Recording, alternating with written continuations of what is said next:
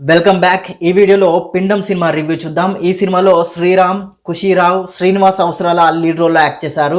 Horror back drop లో trailer తోనే మంచి ఎక్స్పెక్టేషన్స్ పెంచిన ఈ పిండం సినిమా ఎక్స్పెక్టేషన్స్ అందుకుందా లేదా అనేది ఈ వీడియోలో చూద్దాం.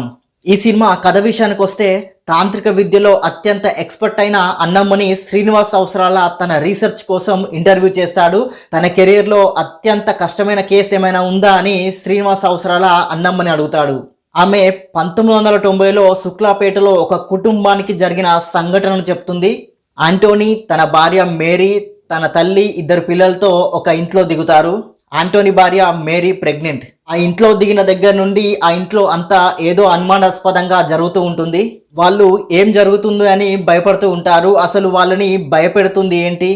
అంతకుముందు ఆ ఇంట్లో ఏదైనా జరిగిందా, జరిగితే ఆ కుటుంబం దాని నుంచి ఏ విధంగా బయటపడింది అనేదే ఈ సినిమా మెయిన్ స్టోరీ. ఈ సినిమా ప్లస్ పాయింట్స్ విషయానికి వస్తే, సినిమా కాన్సెప్ట్ బాగుంది.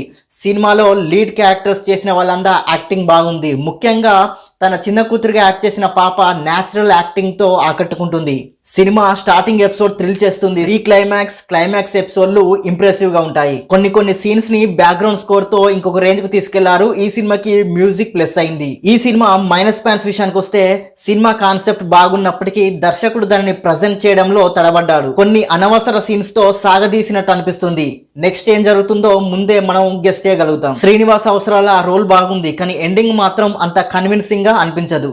ఈ సినిమాలో లాజిక్స్ కొన్ని చోట్ల చాలానే మిస్ అయ్యాయి. క్లైమాక్స్ ని ఇంకొంచెం బెటర్ గా ప్రజెంట్ చేస్తే బాగుండేది. ఓవరాల్ గా సినిమా ఎలా ఉందంటే, కాన్సెప్ట్ బాగుంది, కానీ దర్శకుడు ఆ కాన్సెప్ట్ ని సాగదీస్తూ ప్రజెంట్ చేశాడు. కొన్ని థ్రిల్లింగ్ ఎలిమెంట్స్, బ్యాక్గ్రౌండ్ స్కోర్ బాగుంది. హర్రర్ సినిమాలు ఇష్టపడే వాళ్ళు ఒకసారి ట్రై చేయొచ్చు. ఓవరాల్ గా ఈ సినిమాకి నేనిచ్చే రేటింగ్ 5కి 3 స్టార్ రేటింగ్.